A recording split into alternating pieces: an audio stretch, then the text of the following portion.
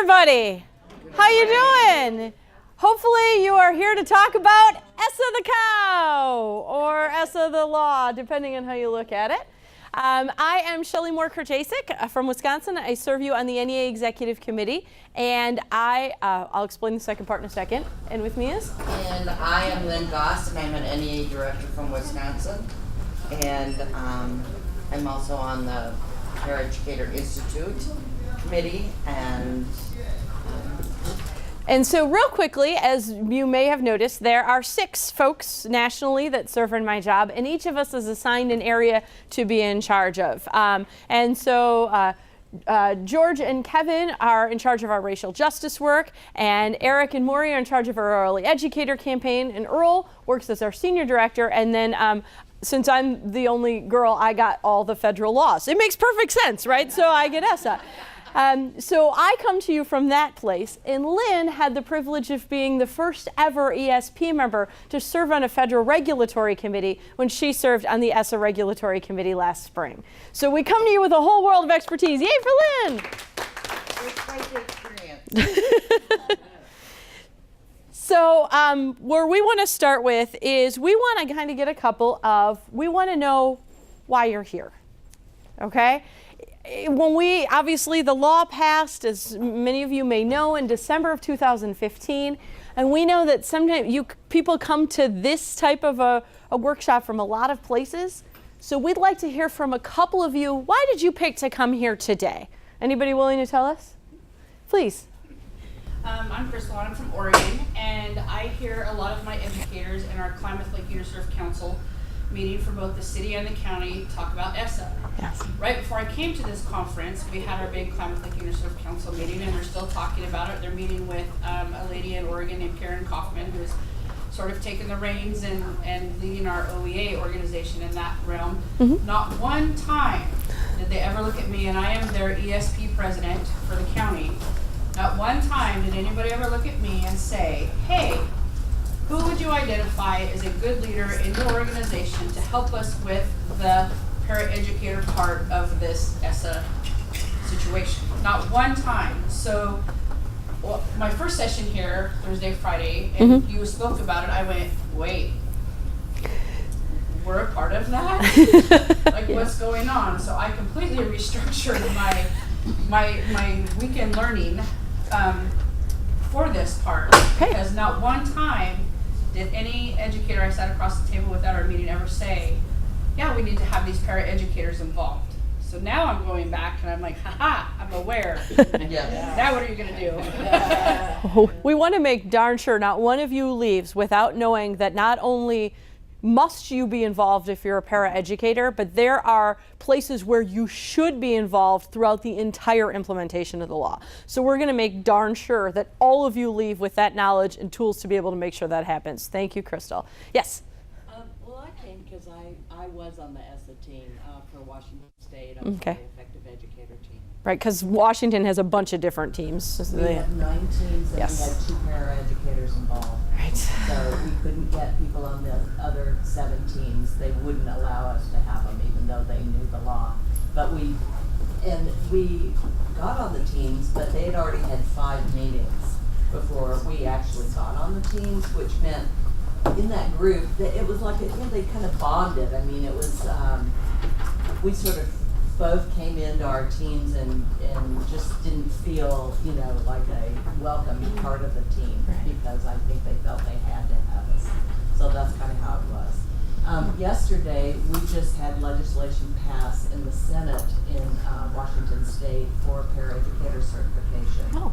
And just in the Senate, it hasn't passed in the House yet. There is a substitute bill in the House that is causing is asking that it be voluntary, and the Senate bill is asking it to be mandatory, and so they'll have to get together and decide. But I think this bill is going to pass. It creates different standards as part of ESSA, and professional development, lots of different things. Okay. So that's why I'm here. It's like the next step. Sounds good. And you come here with some background already, which we kind of figured. Lynn, you want to call on somebody? Go ahead, Laura. I'm Laura Warren. I'm from Oregon, from Florida, Oregon. I'm on the ESSA task force for the state of Oregon. Okay. For the ESPs. Wonderful. The two of us. And knowing that information when we went and bargained last year, I kind of brought it to the table real fast before really, honestly, the district doesn't know what's going on. No, they don't. And so we got a lot of stuff in our contract using ESSA, like huge stuff, and we've got them to agree to go across the board for MOU for other classifications also. So I wanted to see what everybody else is doing, see if there's any more good stuff we can get in. I love that. You should use the law to manipulate it for your own good. Absolutely. I'm Cindy, I'm from Maryland, and I heard Shelley speak the other day in our class, and then in Maryland, our governor is trying to follow in Betsy DeVos's footsteps, Lord knows why, but anyway, and they're trying to get a lot of really bad legislation passed in Maryland. It's going to completely mess this up. So I want to be more educated. All right, anybody back there? I'll go in. I'm here because I am on the ESSA, our local ESSA panel, and we've been having town halls, and we've been, we have 6 teachers and 4 parents on our panel, and each district has their own panel, going this allows us to spread out. That there's not, you can't just talk to the next district. Mm-hmm. So I just am here to learn more because we've talked a lot about it, but it's still very vague. Yes. And that's why I'm here. Real quickly, what district are you in? I'm in Matsu. Dave Brighton is the teacher president. No, Matsu is, Tim Walters. And your para is, what's her name? She's fabulous. Yes. Yeah, okay. So there are 4. She's on with us, but there are 4 of us, and 3 of us are here. Cool. All right. So we just wanted to get an idea of, we're going to talk about, we're going to spend some time on an overview of the law, not much, because some of you already come with a place of that and some of you don't. But we're going to say this to you right now. Do not let lack of knowledge of the law keep you from implementing the law. All right. Lynn? All right, we want to check to see who's in the room.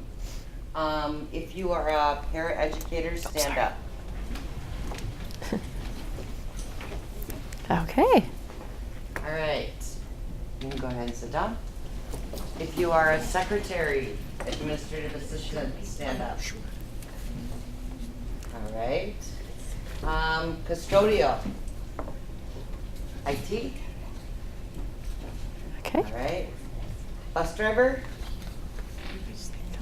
All right. Food service workers. Staff. I'm in an odd category. I keep telling them they need a tent because I actually run and coordinate our district's print shop. So, do you know what I mean? Like, I'm not in a. And Crystal's category? Okay. All right, any category that I did not call, I think I saw everybody stand up. Oh, we've got some Angela. classroom teacher. Classroom Classroom teacher? teacher. Yeah. All right, perfect. And And Rochelle? I'm a field trip coordinator. Cool. Okay. Anna in the back. It's fun. I want her. PE teacher, state president. All right. All right, so we have a big mix in the room. Excellent. Go ahead. All right, so Oh, the one before that. what? Make sure we focus on. Go back one. Sorry. So we want to focus on student learning. So what we want you to do is, how do you think that all of this is going to impact student learning? And so I want to have you talk to your shoulder partner as far as what you want the outcomes to be in your student, keeping the student centered. So it's okay if you get a little negative with the people you're sitting with right now. You have noticed things in your schools and your districts that negatively impact student learning in your job areas. And so we want you to kind of talk a little bit, thinking about student learning and staying focused on that piece. Go ahead and talk negative for a second. We're going to let you start negative because we wanted to figure out how to fix it. What are things that you would like to see change that would help improve student learning? So talk for a couple minutes at your tables.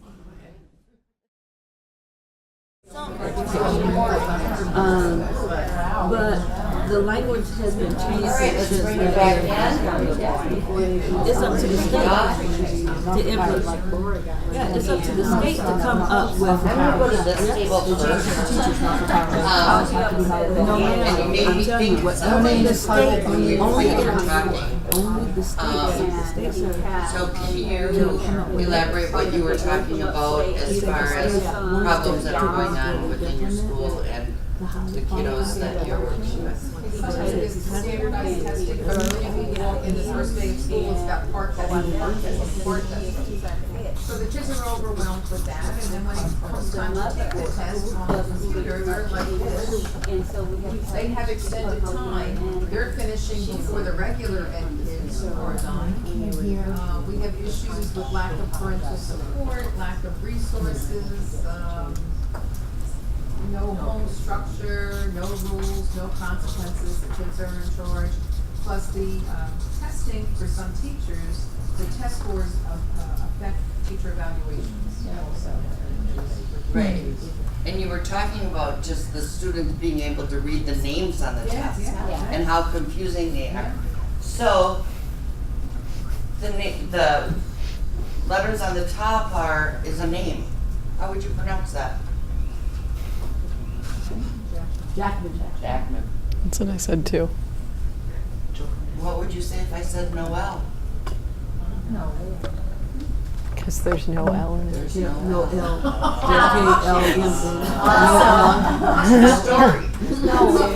True story. So that's what special ed kiddos or anybody. Yeah. Those things are make tests that much harder. So being clear and concise and being culturally responsive on their name choices and situation choices needs to be there. So And at times with standardized tests, there's no modifications, there's, you're not really having any concessions under the IEP. They have to take that standardized test. right, they don't have any choice. All right, let's go to the middle table over here. What did you guys come up with? Well, we talked about overcrowding in the classrooms. That it's hard for teachers to teach when they have 30 fifth graders or 28 kindergartners. So, yeah. Okay, Hannah, your table back there? We talked about really just focusing on the well-rounded, getting away from the narrowed curriculum, and being able to talk about what students really need to be successful. Right, the whole time. Yes. Imagine. And up here? Yeah, we kind of focused on the whole child and the stumbling blocks in just even designing, writing, and implementing IEPs with all the leftovers from No Child Left Behind. It doesn't work. And the back table. One thing was kind of just trying to implement some of the technology needs that the classrooms need, us not being able to really support it. Great. How many in here their students are one-to-one on devices? It's starting to come, but not everywhere. And you guys up here? Well, we talked a lot about our community and how they view our corporation in a negative way, and so they're not getting all the facts. So we're trying, and there's 3 buildings in our school that have open council, and we're trying to get those walls closed so that the students have a better learning experience and people are fighting because they feel like the corporation is wasting them. Okay. All right. So let's spend a little bit of time talking about the law. So we asked you to kind of focus on some of these things to help you understand the sentence I'm about to make is entirely true. Every single one of the problems you've presented to us can be solved through use of the federal law. You just have to use it in creative and interesting ways. Well, we're going to help you do that. I've never yet been given a problem that I couldn't find a way to solve within this law. I will admit, in Colorado, I got an interesting one. This was the hardest one I was ever given. The gentleman I was in the session said he teaches in Vail, Colorado, which is a very expensive place to live, and they couldn't hire people to work there because nobody could afford any houses there. So they were having trouble finding people, and I'm like, all right, we're going to solve it. There's career and technical education language in the law, and one of our challenges of our district is making sure we have people. Let's implement a profound career and technical ed program where the district is providing materials to build houses that are then sold at cost to teachers. Problem solved! All right. I'll admit, that one threw me. But there really isn't any challenge you can think of that we can't solve within the law. And the reason we tell you that is this. The last thing that somebody, or not the last thing, but someone in here said that there's a lot of negative stuff left from the previous federal law. And here's where we want to ground you in. And this applies to all of you, to your administrators, to the teachers, to a lot of your school board folks. You had 14 years of No Child Left Behind. 14 years of being judged based on just test scores, 14 years of having that be the most important thing, of narrowed curriculum, of those challenges.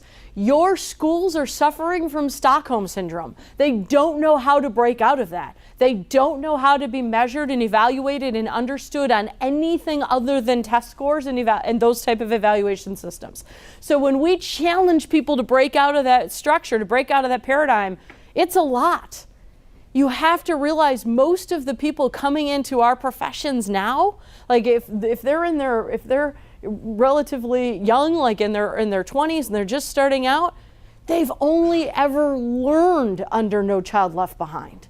Their actual life experience is just, of course, we spend the entire month of February taking tests. That's what school is. Like, that's what they know. And so we're really shifting a whole world. At this exact moment, you already know more about the federal law than most of the administrators in your school district. And we're going to get further, all right? So don't forget that. We haven't even gone into the law in any detail. You already know more than most of them. So, all right, so we talked about this a little bit. ESSA, you're going to hear us say this a lot, really is an opportunity, depending on how you use it. The law is 1,059 pages of delicious ambiguity. It is all up to who interprets it, okay? And so some of you have great states and great locals, and you're like, yes! And some of you are going to have to get ahead of this, and some of you have evil governors coming in trying to take things over. That's all right, we're going to break that down. So there's lots of opportunity, and we're going to talk about the different things within the law. But opportunity also means responsibility. If we don't get ahead of this, then things are going to happen to us. So NEA had 3 core goals when we went into the reauthorization, because as you may understand, the Every Student Succeeds Act is just the latest version of the Elementary and Secondary Education Act, which originally passed in 1965 and was signed into law by President Johnson.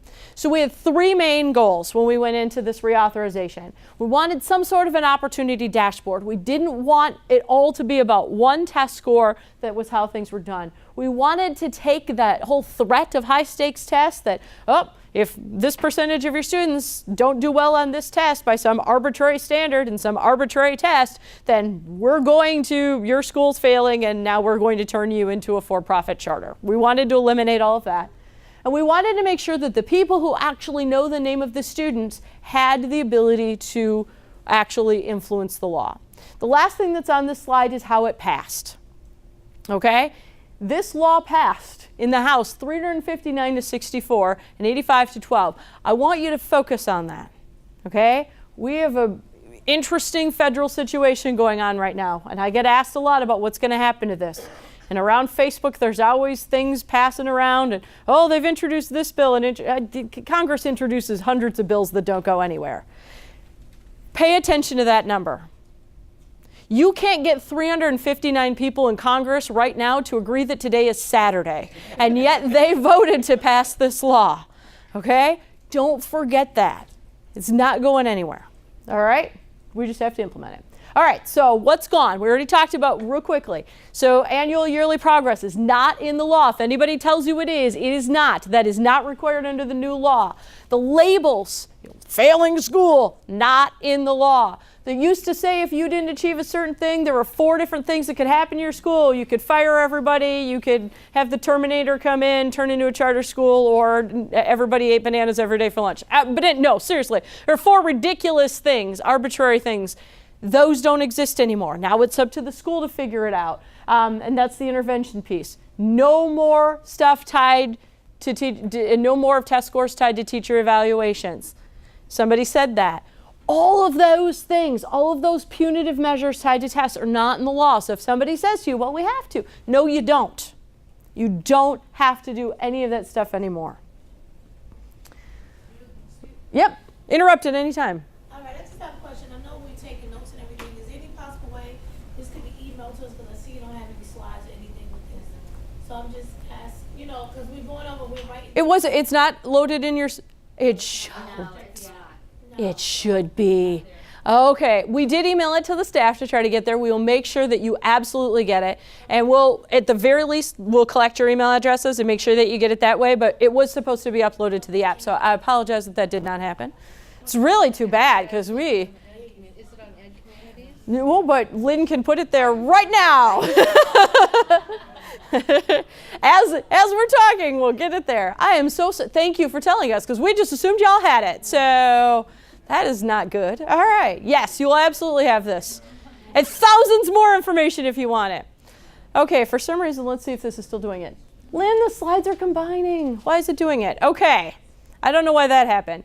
So the next slide, what it actually says is what is in the new law. So it does require that there are high standards, and it does require that there's some sort of assessment, but it doesn't require some sort of high stakes assessment.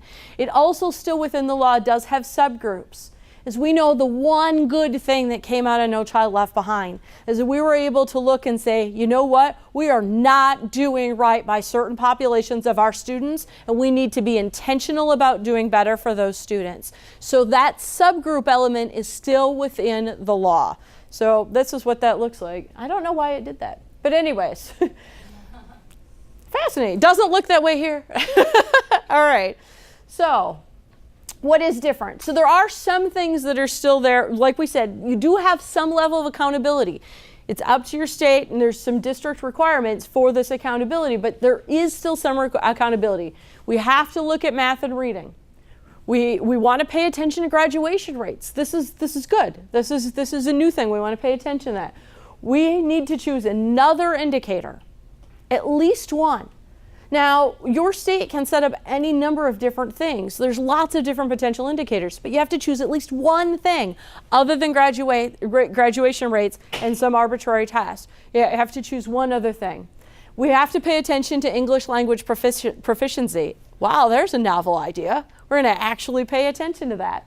And something of support too. Now, we do require a 95% participation rate, and there was a minimum rate required in the previous law too, but here's what's different. Previously, if you didn't hit that 95% goal, and some of our friends, especially in Washington, will know because they organized a great opt-out thing, if you didn't hit that, there was something that happened to you. There was a punishment. It was punitive. Now, it's up to the state to decide. They can decide nothing happens. Yay! So there you go. It's up to the state to decide what happens. Okay, so school improvement. Here's where our money is. This is the big dog. So the law says that your state is going to set some goals, okay? And the state may set goals that you don't like, and they may not have enough people that look like us in those committees and all of that. But here's what happens. So they set some goals, and some schools are not going to meet them. And I am saying schools because this is by site, not just by district, but by site. Some schools may not meet those goals, and those schools then have to develop plans that are going to improve them. Here's why this is where the money is. This is the most important part of this law. It is up to the school. It is up to the site to develop these plans, and this is one of the places in the law that specifically says that paraeducators must be involved. And this is what I'm going to say to you too. And this has been the NEA line on this. Although only a percentage of our schools would fall into the categories of needing some improvement, can't all of our schools improve?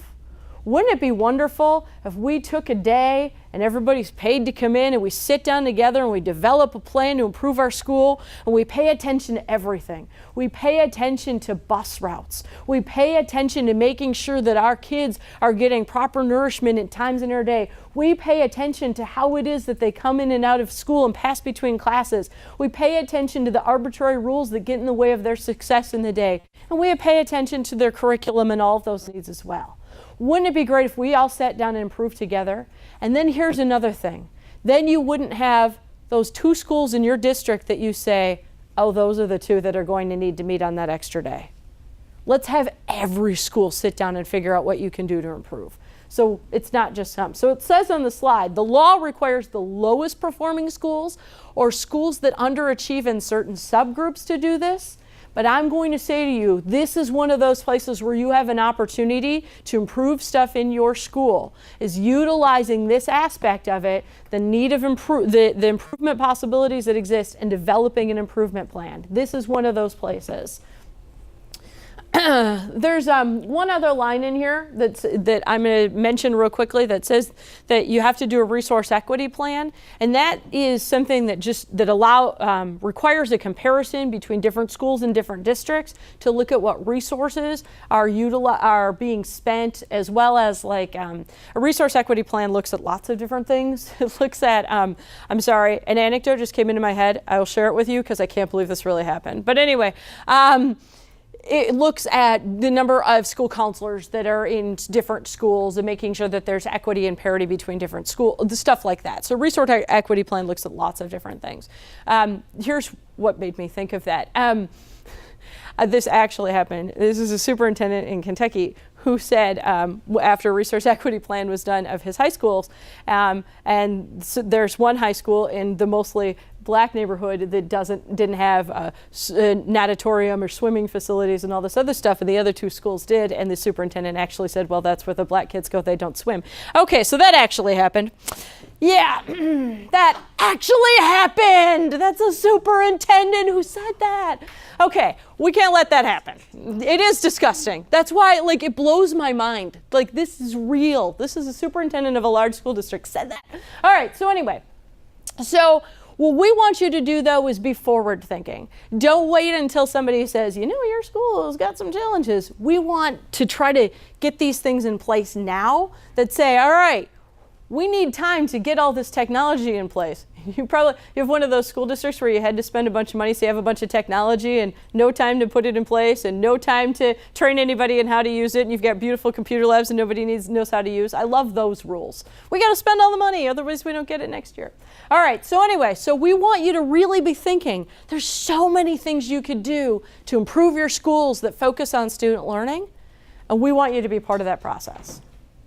Okay, so we're going to spend a lot of time on Educator Voice. There's lots of places in the law that very specifically say you have to be at the table, okay? So there's lots of specific things that say, now I will say this, let me be very explicit about this. The law specifically mentions paraeducators. That is the only professional category of ESPs that is specifically mentioned within the law. However, that doesn't mean we accept that as fact, okay? All right, so we do maintain, as somebody alluded to, the professional qualifications. The idea of being highly qualified for paraeducators is still within the law. And then there's the Committee of Practitioners idea. That's something that has to involve paraeducators, and it is involved in a couple of different levels. That school improvement place that I talked about, big money place, as well as at the state level. So you're supposed to be involved there. And then there's a lot of places where there's focus on professional development. Okay, so there is expanded collective bargaining. Yes, interrupt at any time. I'm going to keep rolling, so. Go back to the next slide, because I heard a comment made yesterday with respect to the qualification of paraprofessionals. Mm-hmm.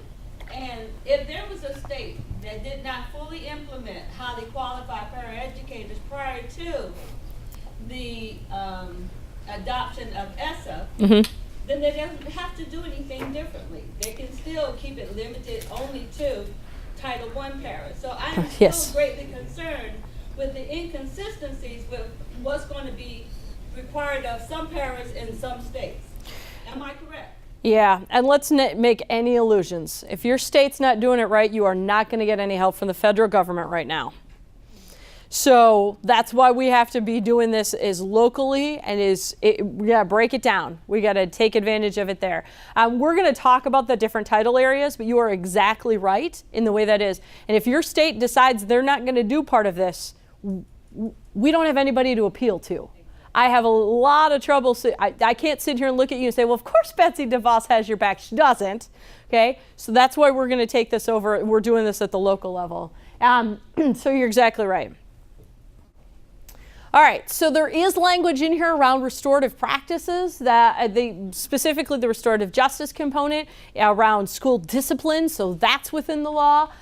Clarity about opt-out, I already talked about that. And then there's some interesting language around charter schools. We're not going to spend any time there. It's not great, but they're mentioned. There's some more transparency and accountability required for them, but that's my least favorite part of the law. All right, so what's next? This is what we're talking about. We need to be taking this at the local, at the site level. We need to be making sure it is our responsibility to make sure that this law is implemented.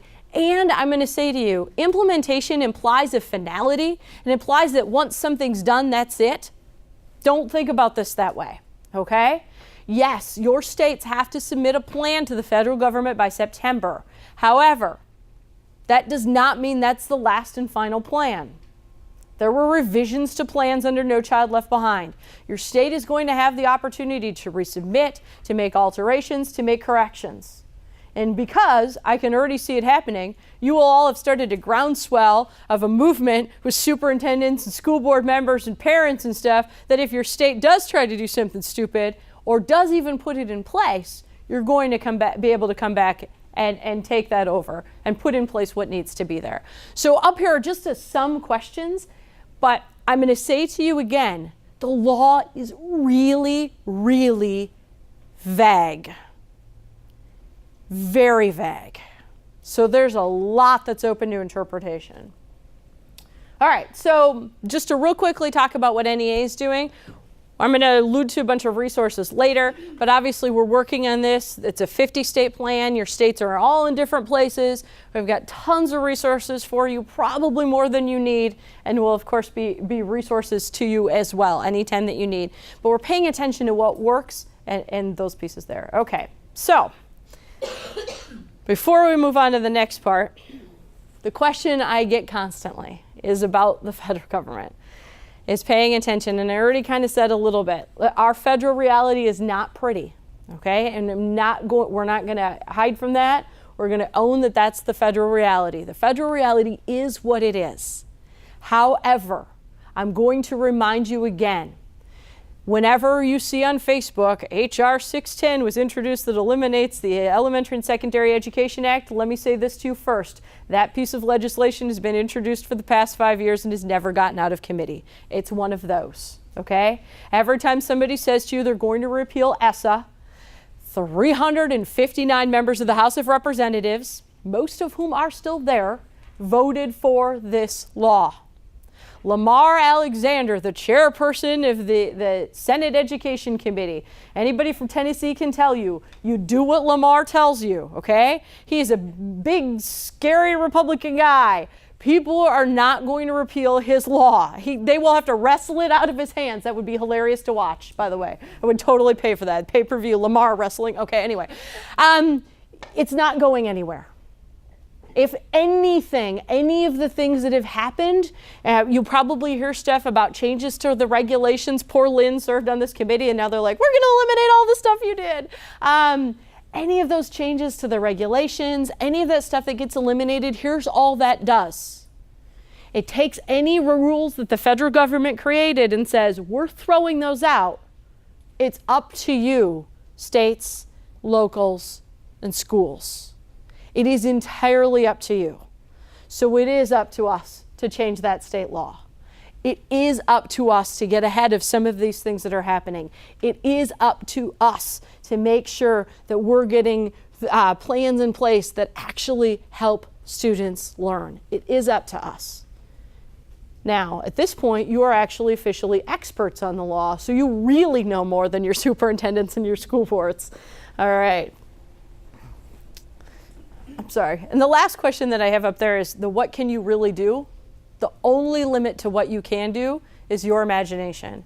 And I say that even to folks who live in the states of Florida and Texas. In those two states, a lot of the stuff from No Child Left Behind, as you know, Angela, was codified into state law. That doesn't mean we don't start a groundswell of the way that we innovate at our local and our site levels. It doesn't mean you can't do that, okay? We're going to talk a lot about what you can do without permission. Lynn, tell us about Paris. All right, ESSA and Paris. So, first off, ESSA is more than Title I. So I think that paraeducators and even teachers alike and any ESP think that this law really only goes with Title I. There are 9 titles in this law, and really the only ones that don't directly impact paraeducators are Title V and Title VII. And there's still some ways that we can get innovative in those as well. But basically Title I is, as you all know, working with the students that are on usually free and reduced lunch. Title II, that's where you're gonna find your PD money. Title III, your ELL students. Title IV is your 21st Century School grants that you can write. Title V, and then Title VI is your Indian, Native Hawaiian, and Alaskan Native education. There's PD money in there as well. In Title VIII, that's where the general provision comes in and some of the definitions are. And then Title IX, that's where the women equality and the sports comes in, and also a lot of your homeless laws. So there are a lot of places that we can put ourselves in this law that work with what we're doing with our kiddos every single day. ESSA and Paris, it keeps recognizing Paris as an instrumental part of the education community. And it introduces a key term that we'll talk about in a minute. And then voice, opening to provide input and participate in the decision making. Never before have we ever been put on any one of these committees. And I think that the U.S. Department of Ed, when they put me on the committee, thought I was just gonna sit there and not say anything because I didn't know anything. I was lucky enough to sit next to our state superintendent, Tony Ebers, and he and I got to be very close and talked a lot about what was good for kids. So we went from the paraeducator to the state superintendent and built that relationship. And so he educated me, and I in turn was able to also educate him, because there were a lot of things that he didn't realize that was going on in the classroom as well. So respect for the profession, the standards and entry-level requirements. How many of you remember when No Child Left Behind came in and everybody needed the 2-year degree or the portfolio and all of those things? And how many of you were like, oh my gosh, what are we gonna do now? They want us to be professionals. And we're just moms coming in and helping our kids. We've become so much more. We have more men in the profession. We have certified teachers working as paras. We have people that have backgrounds from soup to nuts. And so we have respect for the profession because we have earned it because of what we've done with the kiddos in our classroom and the respect that we've built with teachers, with administrators, and superintendents. So the recognition of the word paraeducator, and I know it's not grammatically correct, and I've been told that many, many times, and every time I write it, I change it. It's a capital P and a capital E. You are an educator as a paraeducator. And para means alongside.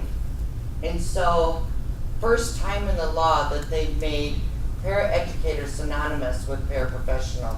And we're hoping that that actually goes forward.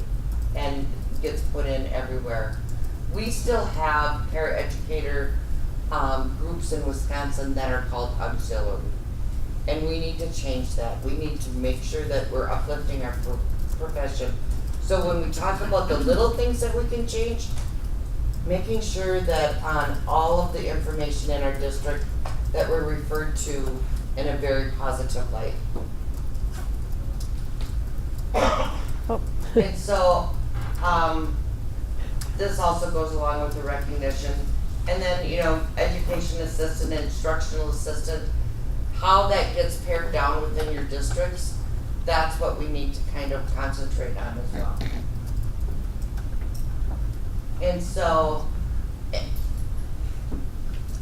there are so many places that paraeducators fit in the law. And I've heard so many people talk about within the sessions that I've done, how they've built positions around what's in the law. There was a parent to home, or a school to parents, paraeducator. There's so many different things with Title I, and then in the bus drivers, you know, they'll do the bullying, professional development that can come out of ESSA. And so no matter what job category that you're in, you can find something to coordinate that with.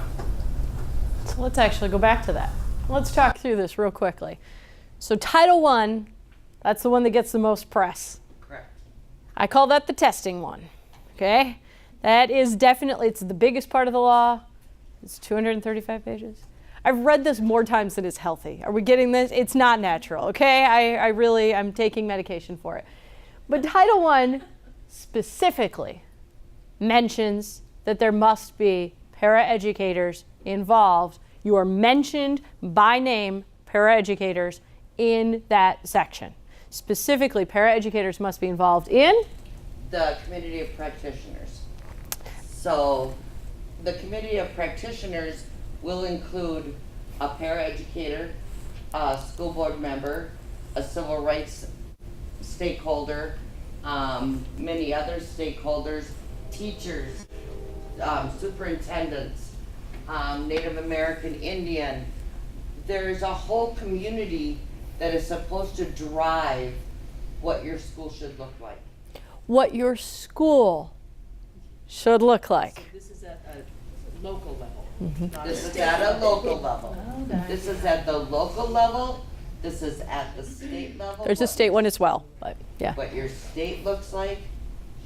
So you should have a voice at all three levels. School, district, District, federal. state. Even state. School, district, state, and then federal. So 4 levels. There really are 4. Yes. So, Okay, so that we're right now going to kind of break down each of these sections real quick to show you places that you're in it. So, as we said, Title I, dripping with the word paraeducator. It's listed in several places. It's very exciting. So, we already said nobody else is mentioned there. right. But the Committee of Practitioners, as Lynn said, there's a list of people that have to be there.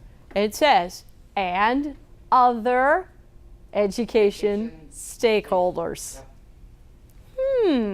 Who might be other education stakeholders? Parents and our other ESP professionals. Okay, and it's not explicit in the law. And so I'm going to tell you whenever I give this, I talk about, this is all anybody lets me talk about. I talk about it in my sleep. My husband is sick of ESSA. But whenever I talk to teacher groups as well, this is something we make sure they understand. Our other ESP professions aren't going to be invited. They're not listed by name, but it is incumbent upon us to make sure that they are there. So let's talk about this for a second. Field trip coordinator. You are a field trip coordinator. Does testing affect your job? Does testing affect the learning you're trying to provide, the experiential learning you're trying to provide to students? Does it, look at the face you're giving me. You're giving me a face like I'm smoking crack. I have the fun job. So. I know, but doesn't it get in the way of what you're trying to do? Yeah. So like you're trying to provide these important experiential opportunities to students. And we tell you, oh yeah, but you can't do anything the entire month of March. Oh, but you can't do anything with 3rd graders. oh, and it must include this and this and this and this in the learning, right? It affects your job as well. And the reason I say that to you is we think so, like, okay, it affects this group. All right. Now, I know we didn't have anybody here in food service. But Yeah. also with her, Yeah. how do you get there? You're on the bus. Mm-hmm. What happens on the bus? Bullying. Oh, yeah. And so you have the behavior piece and the PD piece that bus drivers would need, you would need as a field trip coordinator. And so PD That's falls Title II. into- That's Title II. We're still on Title I. It's okay. It's okay. Hold that thought. We'll get there in a second. But so I, just real quickly, staying focused on Title I. Okay, so we don't think about this for a second. Okay, so food service. If you talk to your food service people, somebody's trying to plan a menu and everything else, our assessment deeply affects their ability to plan a menu. Why do you think that is? Well, timing of the thing, the schedule of it. How about the fact that children are so nervous on testing days, they don't eat as much? Talk to your food service people about the amount of food they throw away. This is going to get ugly right now. How about custodial maintenance? How much more extra vomit do they have to throw up because of testing anxiety? It's real, okay? If those folks are not in the room when we talk about testing, everybody thinks it's just about a bubble. It's just about that. They're not paying attention to the child's ability to understand a name because they're not the person sitting there with them watching them try to take the test. They're not aware of the amount of food that that's being thrown away because of how we've scheduled stuff, because of the timing, because of the lack of eating. They're not aware of all of the challenges of our custodial maintenance staff. So here's what I'm trying to say is, just because Title I, when we talk about assessment, we think of that as just a classroom experience. It is not. It affects everything that's going on. We could talk to our attendance secretaries about the absenteeism on testing days, right? We know it affects everybody, but nobody is going to say, we want to make sure that you're in the room. You are going to have to break down those doors and create your own spaces, okay? Because unfortunately, the greater education community doesn't see the world the way that we see the world. They don't see all of the things that we know happens in the school. So that's just Title I. That's the big dog. That's the one everybody wants to talk about. It is in Title I that specifically mentions school improvement plans and that whole piece. That's all in Title I because it's as a result of however you've been assessed. However, as Lynn already said, Title II. Title II is fun too. Title II. I love Title II. My favorite's Title IV. But anyways, Title II. Go ahead. Actually, the whole thing's my favorite. Because it is a plethora of opportunity. Mm-hmm. And so in Title II is where you get your professional development. And there too, you need a committee of practitioners. Mm-hmm. But not only in Title II does that committee of practitioner have other stakeholders, it also says, and the organization that represents you. Mm-hmm. That's us. That's the union. So that is our door to partner with your districts as a union to do professional development together. And it's an opportunity that we've not had in a real long time. And they don't know what to do with us a lot of times for professional development. No. As a paraeducator, how many of you have regular paraeducator that is consistent with what the teachers get? Regular professional development. Good. Of the other ESPs in the room that are not paraeducators, raise your hand if you even get professional development. Good. So we have a huge opportunity here to make sure that those needs are met. And the kids that we're working with, and when we start putting our problem students centered, we get so much farther. And it's not just paraeducators, it is the food service workers, it is the custodians, it is the secretaries, it is the IT workers, it's everybody. It's bringing in the parents. And that's where the professional development dollars come.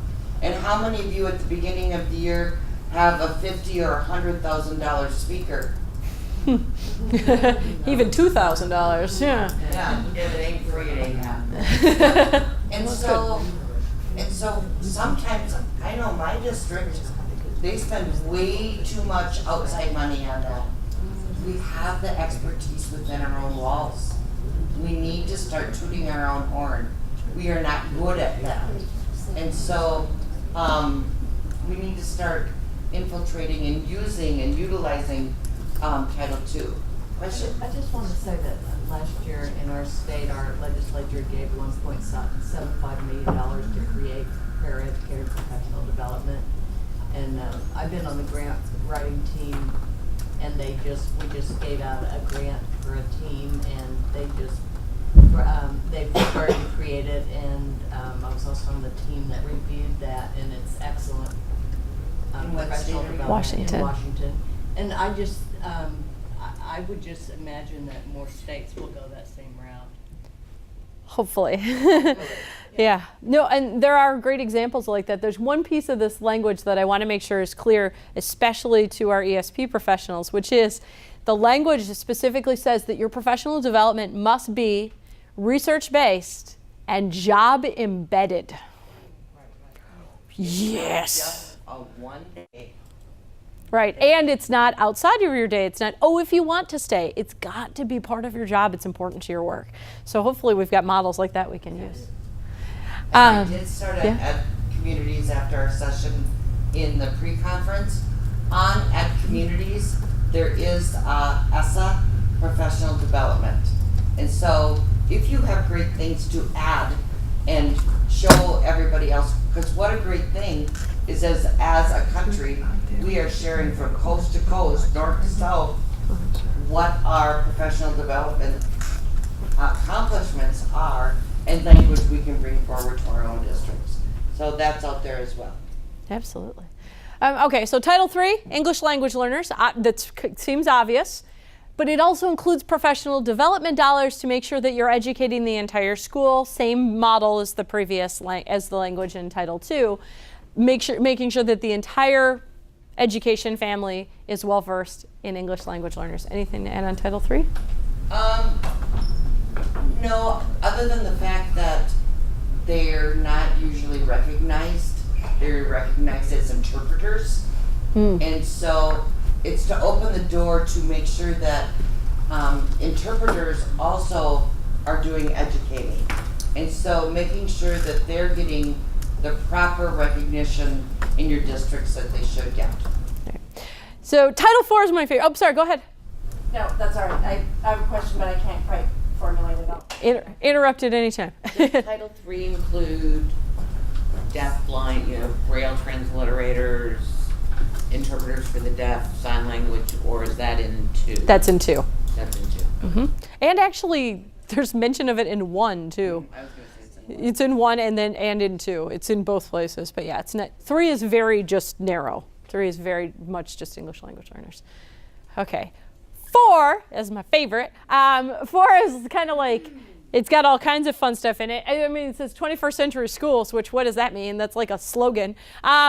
It includes, Title IV includes language that specifically says that something that schools should do is they need to really look at discipline policies. They need to pay attention to suspension rates. It talks about community schools and wraparound services. Title IV talks about partnering with different groups. Title IV talks about, Title IV has some of the stuff with homeless and foster youth in it. Title IV is my favorite one. It's of course like the least funded, but Title IV is my favorite part because it talks about a lot of the things that we know are good for schools, that are really good for kids, that we haven't seen in pieces of legislation before. So that's why 4 is so exciting to me, because it does specifically talk about, it addresses the school to prison pipeline. That language is actually within the law. It addresses that within the law. So that's why 4 is kind of nice, because it allows all those different opportunities. So I like 4. And 4 is another one of those where it kind of says, like, as you develop plans, you should pay attention to these things. if you were to take a PDF of the law and look for paraeducator, you'll find paraeducator listed in various places throughout a couple of these laws, and in 4 it's no exception. And then also that other education stakeholder one. So you'll find it there. But in those cases, in 4 it's like you should include, whereas in 1 and 2 you must include the paraeducator voice. In some of the other parts of the law it's a little more vague, but that should means must in my world. So there you go. Okay, 5. Shelley? Yeah. Before you start, 5 needs to change your camera. Sorry. Better. Eric. I know. It's my fault. I apologize. Eric. My name's Eric, by the way. It's okay. That's all right. Good. Talk about 5. All right. So 5 is state innovation and local flexibility. And so that's where you get to create your community schools. And so bringing everybody together, all the stakeholders together, and that's the beauty of having the stakeholders and the community of practitioners. And so when you start your implementation plans in your districts, make sure that you're including everybody, and that's where we're going to get that local flexibility. And Title VI, that's kind of like the ELL. It is as narrow as Title III is, but it's important because the Native American history in our country is forgotten, and we are constantly not recognizing them as a culture in our districts and our communities. Impact aid. Just to go back to 6 real quick. 6 also includes, again, the professional development piece that we had in 3. So 6 includes professional development, and it includes specifically a focus for reclamation of native languages. So that's actually in there. Once again, it's not necessarily boosted to a high level, but it is at least mentioned, and there's attention paid to that. Okay. So Impact aid. That's one that's it's very legal. It's about replacing different languages. yeah. General provisions. That's where you're going to find your definitions. That's where you're going to find your definitions for paraeducator, and that's also going to be where you're going to find your definition for professional development. It actually spells out that it needs to be ongoing, and then also meaningful consultation are words that are used in the phrases there. So it's not just a one and done survey, it's not just a one and done professional development day, it's ongoing, it's relevant, and it is embedded in your job. And then Title IX, then that continues on with the homelessness, professional development around homelessness, and then also the equity in the women's sports is in there, and equity in the law. Okay, so we wanted to spend a little bit of time, like our presentation is kind of structured in 2 halves. One half, we give you a whole lot of stuff. The second half, we're going to plan some actions. So that's how this is. So at this time we wanted to stop. Are there any questions or comments or things that you want to make sure that we get into the room before we go on to starting to figure out how to use this stuff for good? Or evil. I mean, I don't know your personal background. Maybe you want to plot evil. Maybe. I mean, who am I to stand in your way?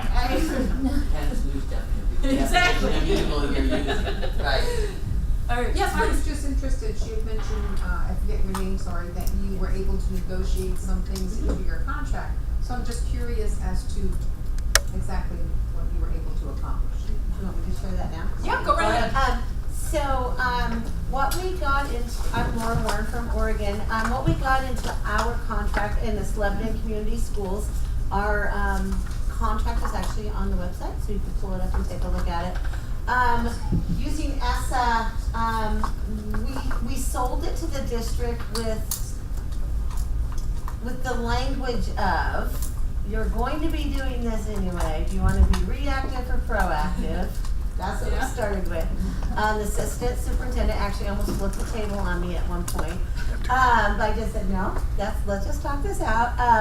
And so we talked about how paras and we call them instructional assistants in our district, how the professional development is going to benefit the student, is going to benefit the employee, and it's also going to benefit the district.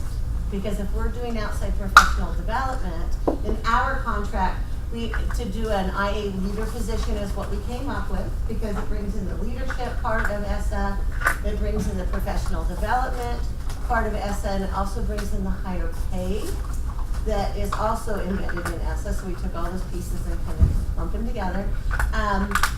We do the professional development outside the district time. It is not district professional development. So that's how we got it. They're not paying for that necessarily. Buildings can choose. So I'm really into the dyslexic stuff, and so I got my building to pay for me to go to Orton Gillingham dyslexia certification. I'm the only one in our district, so I'm now teaching the teachers, the certified, and they're paying me certified teaching wages to do that. So we have the professional development with the instructional leader position. If you get the PD you also have to have leadership, which that piece is in there. Our pay, depending on where you're at in the scale, we got them to agree to slide over to our current step, to the next pay scale, instead of doing a 3%. So it's anywhere from $1 to almost $2 an hour increase in pay, so it's huge.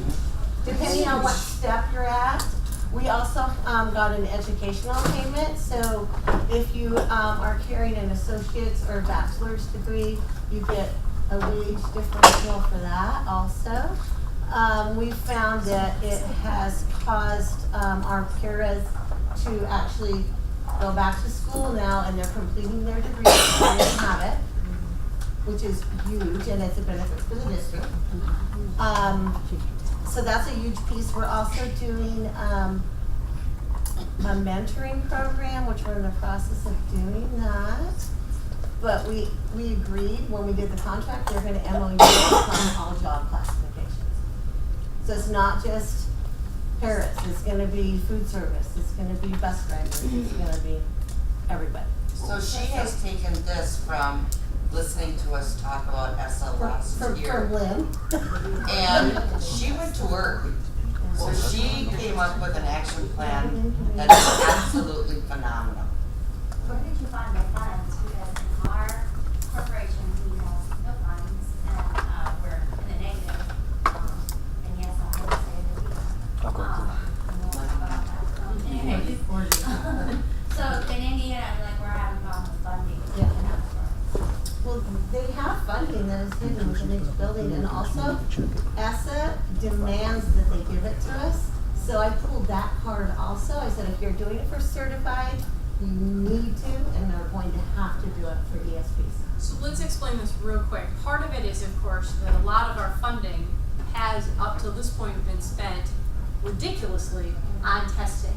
And so one of the ways to help twist this and sell this, and obviously, I'm going to say this about your state. I think Indiana is a whole bunch of people who just want to do their own thing. Okay, and which actually is going to work out in your favor. Okay. So yours is one of those places where the fact that this can be site and district based is going to probably help you, because you're one of those states that has that are willing to say, yeah, we don't want to do the state test, it costs too much. And you can use that to your advantage, because the law no longer requires that. You have to have some sort of honestly, your state assessment can be whatever it was. I love Alaska, where the state superintendent of schools just said, yeah, that test is stupid, we're not going to do it this year. Like, yeah, Alaska. That was awesome. When she said, she was the interim too, and she's like, oh, this is stupid, we're not doing this. And then the new guy comes in and he goes, oh, she was right, that was stupid. So really is that state control piece. When you look at the amount of money you're spending on this, so one of the things the law asks you to do, this is a place to steal money, is to do a testing audit, is to look at how much testing you're doing, and you can look at how much money you spend on testing. How many days of staff time do you lose each year to testing?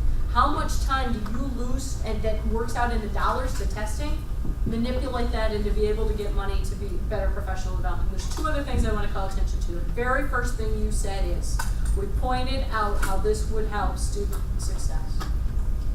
It is, we all think that way. Everything we do is about the kids. That is not the way the rest of the world operates. So unless we lead with that and remind them of that, they don't see it that way. Yeah, I just wanted to ask the young lady, is this your local association negotiate the contract, and could you give them the name of it so we can find the contract? I'll give you guys the contact and then you can do that. Sounds good. One of the other things is, and I want to do a shout out to Hannah, she's still here. Really, part of what we've done is we've talked to OEA, Oregon Education Association, and they are offering us trainings for our ESPs. And the last training, it was a peer mediation that Hannah set up. It was a regional one. She made it regional so that my local people didn't have to travel to Portland to take the training. And I had 7 people that have never done a union thing before in their entire life. They're members, but they don't do anything. They wanted that training. They wanted the professional development from that. And Hannah, it was so funny. They looked at me and said, "This is what the union does." I said, "Yes." So it's bringing members to the union too and making us stronger. And that's a whole, we haven't gotten there yet. You're like a great advertisement. No, you're fine, you're fine. Cool. Because there are all of these ancillary benefits. There's a line I'm going to say to you about 7 minutes the rest of this is that do not let lack of knowledge of the law keep you from implementing and using the law. And I'm going to keep saying that to you because that's one of the ancillary benefits. We have folks that have come to the world of the union because they like parliamentary procedure. I don't know. They have reasons, okay? There are some people that just really like the union. But the one thing we all have in common is that we work for kids in some capacity. We love those kids. And we love our students. We want to make sure they get there safely or that they're well fed, that they have everything that they need to be successful. And so sometimes those folks who aren't members, or sometimes those folks who are minnows, that is a member in name only, sometimes those folks need a place to get involved. And it's through things like this. It's through saying to them, hey, listen, there's this new federal law that says that we should have professional development and that we should be in charge of what that professional development looks like. What do you think about that? I always joke that this is the bar conversation. This is the conversation, except in Utah. I'd say it's the soda conversation, but it's the bar conversation. It's the conversation you have with your colleagues on Friday night at the end of the week. If we ruled the world, this is what we would do. That's what this law is. It really is. But here's the other piece, because I see it happening to some of you. Some of you are starting to think in your head, oh, that's great, but. Oh, that's great, but I got this type of superintendent, or this type of school board, or this type of governor, or this type of situation going on in my world. Okay? It is all about finding the thing that is going to cater to get those people on your side. We're going to talk some more about how to bring people with you, but and you're dealing with people who are terrified from No Child Left Behind. They are desperate for help with how to move forward and how to do the next thing. And you come in and you say, listen, we would love to put together work from all the different professional categories. We want to work on creating high quality professional development for the district. Like, I realize you've got some superintendents that are going to go, well, I don't know about that, and maybe they're terrified of you, probably rightfully so. But after some reasonable conversations, you're offering them something that is going to improve student learning, it's going to improve their staff, it's going to help staff want to stay working for that district, it's going to, and then eventually, you might have to come back on week 2 with the job increase, with the pay increase. But wouldn't it be great to just have good professional development? That's a place to start. Good. So let's own that. Good.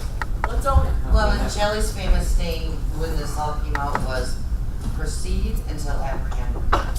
And so we have to just keep going and keep going and keep going and have those conversations, and it is the conversations that you have and you write on the napkin.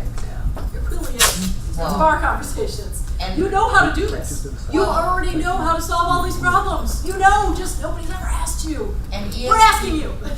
ESP live in the community that they work in, and so you are gonna have the closest contact with the parents and the kiddos on an everyday basis. And so you know that those students are right in the center of every conversation. We came about having a PD committee through a union, working with the school district through the evaluations of the end of the PDs. When everybody was like, this is the stupidest PD I've ever been in, it was totally humiliating. And we had it last year, the exact same speaker, the exact same. Yep. Yep. It's a good. The district came to us and said, what do you want? Excellent. So So be honest on those things. we know the answer to these things. We know how to solve all of this, and then hopefully we'll have the extra benefit of being able to get some money. I saw Sarah. So, I asked to be a part of a training, and I said, well, it's for teachers. So can I throw back that it's part of the ESSA and You can, but I'm also going to suggest you do this. Your teachers want you there too.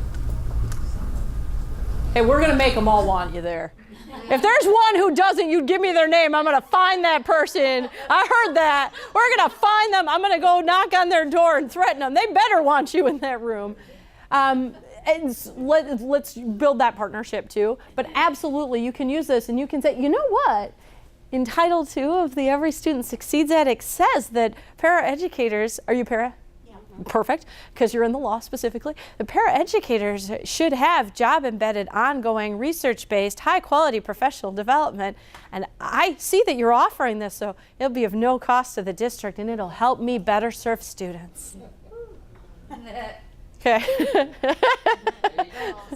Yeah, absolutely. Use the law. And I want names of those teachers that aren't letting you in on their trainings and don't want you there. I want names. I'm calling them all. I'm going to say, you better, you let Sheila into those rooms. I saw some. Good. I believe that. Go ahead. Sorry. I was going to say, kind of piggybacking off of what you had said about the district coming to you, because we've had the same problem. Our PD, it's great idea in theory. They're like, oh, we're going to offer all these things, and then we get there, we get the schedule the day of, and we go, what is this? Mm-hmm. Great, so we have 4 sessions, 4 different sessions throughout the day. That's awesome. We have 4 things to choose from, so we get to take the order that we take. Evolution on this. You are going to be putting in place these pilot schools that are going to be getting rid of Carnegie units, the arbitrary requirements you have to have for graduation, and she's got 3 started this year. What? She just wants to be the best state superintendent of schools. No problem manipulating that, okay? I am not joking. I am totally not joking. It is for the kids. Hannah, am I right? Manipulate them. But I was just thinking, if they can't do it, your union can. Yes, they can. NEA ESP Quality can help come in and do those trainings. Your state association can come in. Absolutely. But I would say, well, but we will provide this. We can do this for our own educators. And you have people that are high quality, that are trained in your own ranks. Like Laura was saying here, utilizing your own. Building up that leadership. And that's another piece that's in here. It actually says within Title II, part of it talks about career continuums in the professional development. And it's talking about finding leadership opportunities. And specifically the language is about how we develop people to become principals and administrators. There is language in there about paraeducators. Unfortunately, it's structured in a way like helping paraeducators become teachers, which really isn't the goal, unless that's what you want to do. But really what it's about is finding those, you interpreted that as finding leadership opportunities for our paras, which is a brilliant way to interpret that space in that law. That is in there. It's about creating career continuums. You shouldn't just be in the same place all along. You want to grow as professionals. You want to be able to do that, to improve your craft, to be able to help your kids and your colleagues more. You could right now tell me the name of the lead paraeducator in your building, even if that's not a real title. You know who he or she is. You know who that person is. The person you go to when you have a particularly challenging student. How do we raise up, how do we lift up that leadership? That is alluded to within Title II, and I love that you manipulated that for good. It's beautiful. That was a beautiful thing. Yes, it's absolutely. Feel free, because I'm telling you, like the floodgates have now opened. There's so much more stuff we're doing, so yeah, absolutely, it works. In my parish, we're not allowed to do that. In your parish, you're not allowed to do what? Have parents that you can go to represent, come and talk to and everything. We don't. You're not allowed to talk to each other? Well, we're allowed to talk to each other, but not about anything dealing with education, because I had a comment not about a couple weeks ago. I had a child that I've been, and every time this child come, it's like she's been abused, hit, and I said, you cannot run into the door twice, hit your face this time and then run in the door. So I had a concern about it, and I mentioned it to another aide. Yeah. And the aide went back and told the teacher, and that was, I mean, she went down on me, and she said it herself. This child is being abused, but the other aide, and this is how they do. They run back to see to get more power with the principal or something, like want to be your friend or something. But for this having an aide representative, we don't. Yeah, you're gonna need to. It sounds to me like we need someone to come in from the outside and help you become a team. That's what we need. Right, we got to start there. You are definitely a team. Yeah. Mm-hmm. You know of a child that's being abused, it's you have to report it, because what's going to happen, it'll come back on you. It won't come back on the person you told. I know, I document every time. Now you could call CPS yourself. Yeah, you can. You don't have to ask anybody. You don't have to. That happened one time. She went to the council, this same lady that what I'm saying that reported me, went to the council a couple of years ago and said that this child had a burn on him. They called OCI or OCSOB and whatever it was, and the principal came back because the superintendent came after him, and he said, "She got me in trouble with the Pope. She got me in trouble with the Pope." So this is what I'm saying. It's not like everything is kept. We just had a family of kids taken. Nobody knows why, and it's shoot. And if you not in with the principal or in with the counselor or in with the social worker, you don't get it. That sounds like a career. I was going to say, so there's some state laws we need to change in Louisiana. Okay, so we need to protect children, and we also need to protect your bodies. So at this time, we are going to give you a 15-minute break. Please use the facilities and come back. We're going to plan some planning when we come back. We're gonna get some action going.